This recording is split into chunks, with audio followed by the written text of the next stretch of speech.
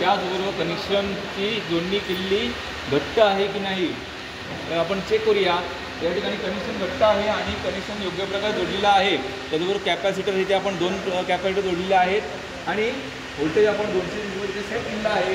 आणि आपण switch on केल्यानंतर सगळे जे स्विच आहे सगळे जे मीटरचे जे काटे आहेत ते शून्यावरती आलेले आहेत। इथे कॉस मीटर इथे कॉस थिटा असलेला जो इथे पॉवर फॅक्टर मीटर आहे या ठिकाणी पण एका ठिकाणी लावलेला दिसतोय। थोड्याच वेळात तुम्ही इथे कॉस म्हणजे हा पॉवर फॅक्टर मीटर आहे या पॉवर फॅक्टर मीटरकडे आपण लक्ष देऊया, चालू करूया।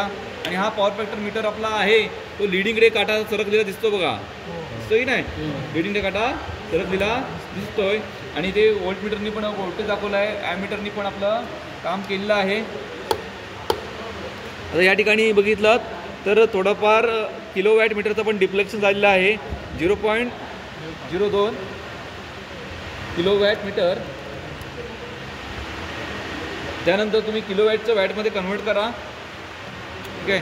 या ठिकाणी 2 कॅपॅसिटर म्हणजे एक 8 मायक्रोफॅरडचं कॅपॅसिटर, 8 मायक्रोफॅरडचं कॅपॅसिटर आणि 4 मायक्रोफॅरडचं कॅपॅसिटर, हे 2 आपण कॅपॅसिटर काय केले पॅरलल जोडलेले आहेत, ठीक आहे। आता यानंतर पुढचं आपलं रीडिंग आहे 1 कॅपॅसिटर रीडिंग घ्यायचं आहे। तर सप्लाय बंद करूया, कॅपॅसिटर शॉर्ट कर, वायर घे।